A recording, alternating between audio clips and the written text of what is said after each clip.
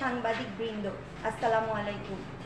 বিষয়: সিলেট শহরের পাঠানটুলায় অবস্থিত মিনিস্টার বাড়ি সম্পর্কে বিভ্রান্তি ও অপপ্রচার ছড়ানো প্রসঙ্গে প্রয়াত শিক্ষামন্ত্রী আব্দুল হামিদের ছেলে শাফকাত হামিদের 2 মেয়ে, আমি রাফিকা হামিদ ও আমার বোন শাফিকা হামিদ এবং আমাদের মা আফসানা হামিদ, যিনি নিচে বসে আছেন, অসুস্থতার কারণে আসতে পারেননি।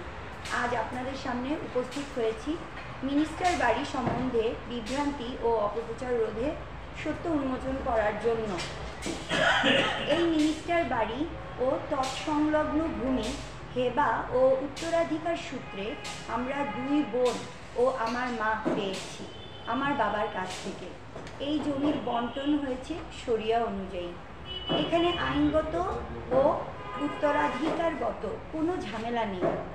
আমার দাদা আব্দুল হামিদের ছেলে মেয়ে ও ভাই আব্দুল লতিফের ছেলে মেয়ে ও পরবর্তী উত্তরাধিকাররা তাদের সম্পত্তি ভোগ, দখল ও বিক্রয় করছে কোনো প্রকার সমস্যা ছাড়াই। বর্তমানে উক্ত বাড়ি পুরাতন, জরাজীর্ণ ও বসবাসের অনুপযোগী হয়ে যাওয়ায় বসতভিটার ভাঙার কাজ শুরু করিলে কতিপয় আত্মীয় অবৈধ লাভ বাসনার আশায় মিডিয়া ট্রায়াল করে পত্রপত্রিকা ও সামাজিক যোগাযোগ মাধ্যমে নেতিবাচক তথ্য প্রকাশ করে।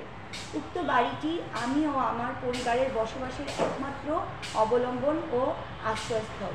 তদুপরি বাড়িটি বর্তমানে বসবাসের অনুপযোগী ও ঝুঁকিপূর্ণ অবস্থায় আছে বিধায় ব্যক্তিগত নিরাপত্তা নিশ্চিত করা ও স্বাভাবিক জীবনযাত্রার জন্য এটি ভেঙে দ্রুত পুনর্নির্মাণ আমাদের জন্য একান্ত অপরিহার্য।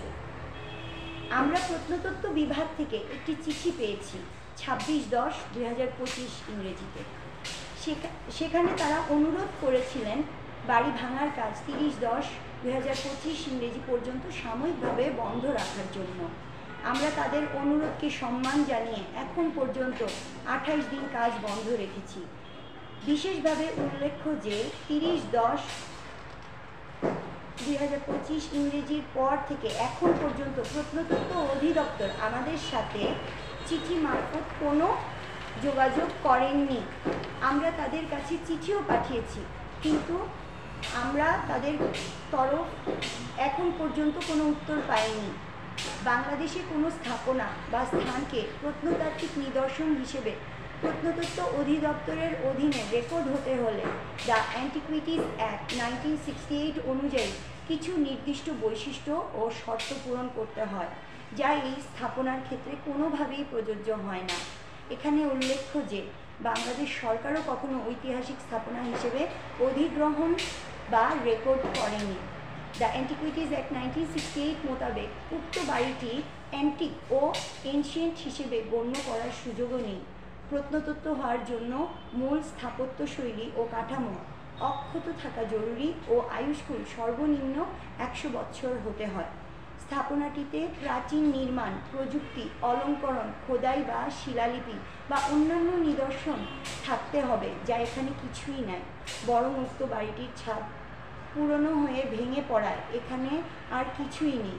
আরও উল্লেখ্য যে উক্ত বাড়িটির বিপরীতে অধিগ্রহণ করার জন্য অফিসিয়াল কোনো গ্যাজেট বিজ্ঞপ্তি প্রকাশ হয়নি। এই বাড়িটি পুরাকীর্তির তালিকার মধ্যেও নেই। এটা শুধু লোভী ব্যক্তিদের জবরদখলের চেষ্টা মাত্র। এই তথ্যাদি তুলে ধরার জন্যই আজ আমরা আপনাদের সামনে এসেছি।